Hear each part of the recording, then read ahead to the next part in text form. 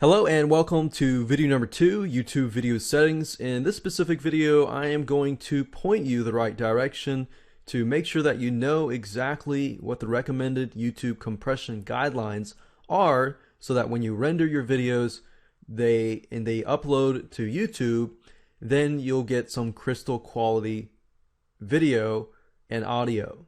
So let's get started. Now, the last thing I want you to do is to get overwhelmed by the technical stuff. But let me just walk you through step by step. Basically, what they recommend that you do is basically export your videos as MP4. This is pretty much the standard nowadays, and we've moved from AVI files to MP4 files. And MP4 files are very compatible with like smartphones, Windows, Mac computers, and a lot of other types of operating systems. So this is pretty much the standard nowadays. Then audio codec, usually 96 kHz or 48 kHz is good. Now I'm going to actually go through Camtasia and show you kind of a live example of applying this kind of stuff to Camtasia. So if you are using Camtasia, great. If you are using a different video editing software like Sony Vegas or anything like that, you will need to just follow this. But if you go to Google and you just type in YouTube Advanced Encoding Settings, you'll get this page. But just rule of thumb, MP4 file, usually 96 to 48 kHz. And this is pretty much standard with Vimeo and other big video sites. H.264 is the standard video codec pretty much across the board. If you use Camtasia Studio 7 or 8, it is actually compatible. Frame rates, as you can see, for example, if the content is shot in 24 frames per second, then you should encode it and render it in 24 frames per second. So what they're saying is a lot of this has an impact on, for example, video like camera video recorder type stuff. If you're doing Camtasia, usually a pretty good rule of thumb is you can play around with it. You can do 24 frames per second, you do 30 frames per second. Usually 30 frames per second, usually as a rule of thumb, is typically good.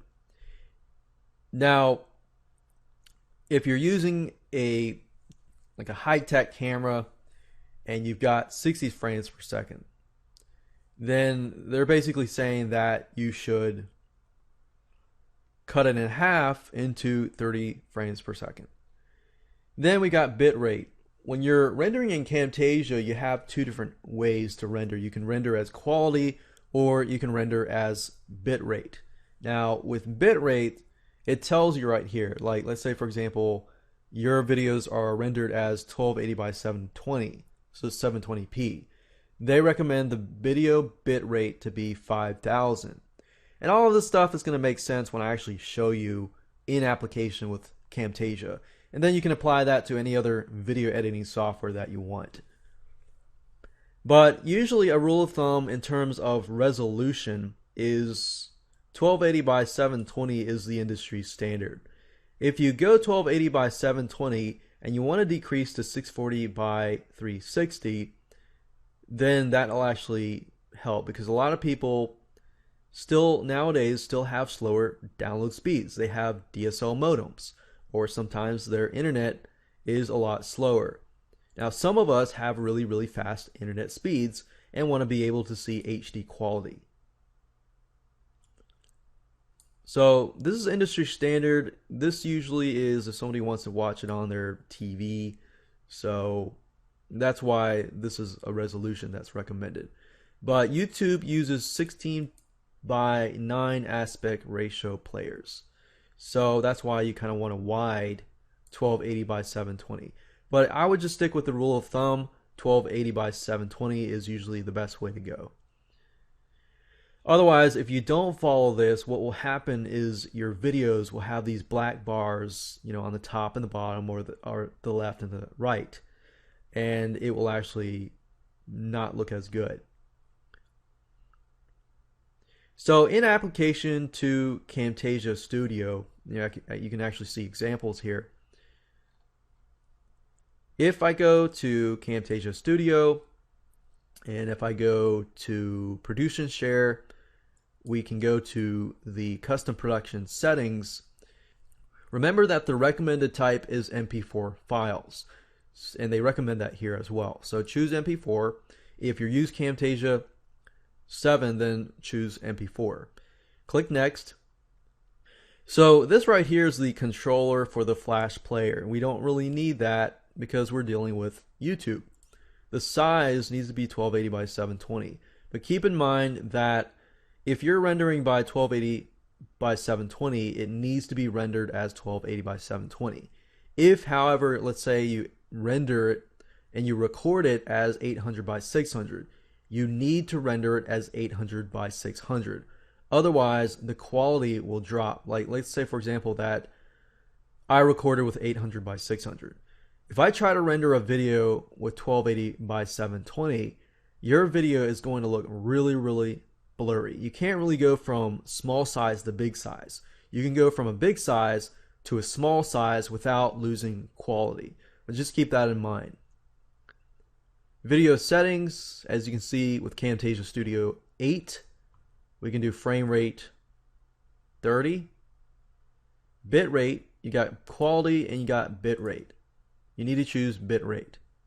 And remember, with 1280 by 720, if we go back over to here, 720p, they recommend the bit rate to be 5,000. So in this case, we'll just move it over till we hit about 5,000. Just keep in mind though, the greater you increase this, the bigger your file will be. But if you're uploading to YouTube, you know, they accept pretty big files anyways. Audio settings,